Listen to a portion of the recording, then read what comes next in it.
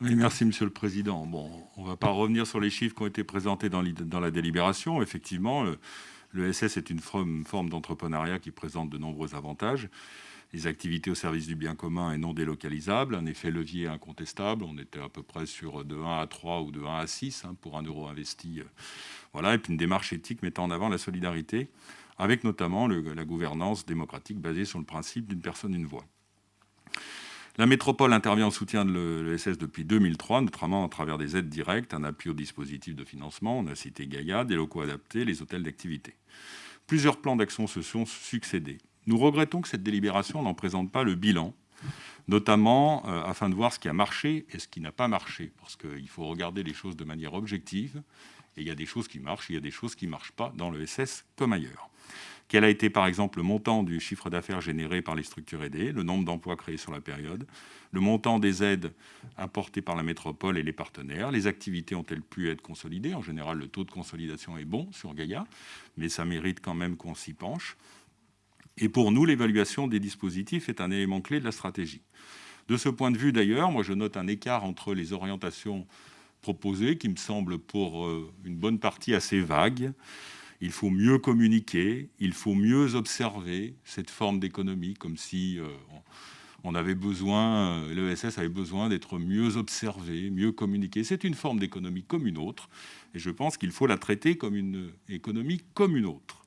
Les acteurs de l'ESS sont des entrepreneurs, ils ont besoin d'outils, ils ont besoin qu'on les reconnaisse pour ce qu'ils sont, et qu'on ne les mette pas dans un grand fourre-tout et fatras idéologique.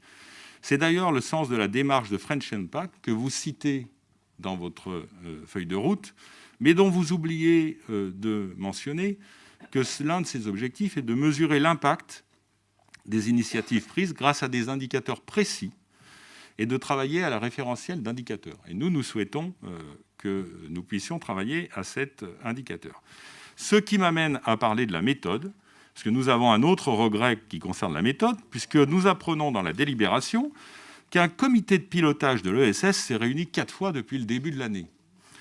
Alors, à notre connaissance, et à moins que nous ayons manqué une invitation, nous n'avons pas été associés à ce groupe de travail de l'ESS, probablement parce qu'idéologiquement, nous ne sommes pas assez proches des valeurs défendues par tous les intervenants qui se sont succédés, mais ce qui ne devrait pas quand même nous empêcher d'apporter notre écho à la construction de cette politique de l'économie sociale et solidaire que nous souhaitons. Enfin, dernier point, nous ne faisons pas partie de ceux qui opposent l'économie classique à l'économie sociale et solidaire. Les deux ont leur place. Si 10% des emplois font partie de l'ESS, ça veut dire que 90% n'en font pas partie. Nous nous sommes tous réjouis et nous avons voté à l'unanimité les délibérations précédentes. Et Guy Julien a parlé notamment d'une entreprise qui faisait du développement endogène et exogène. Voilà, nous nous réjouissons quand nos zones d'activité sont pleines, et nos zones d'activité ne sont pas pleines uniquement par rapport aux entreprises de l'ESS. Donc moi, je voudrais qu'on cesse d'opposer ces deux économies.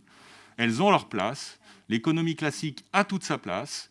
Elle fournit, monsieur Alotto, puisque vous avez cité le président, l'emploi est la première forme des solidarités, elles fournissent de l'emploi.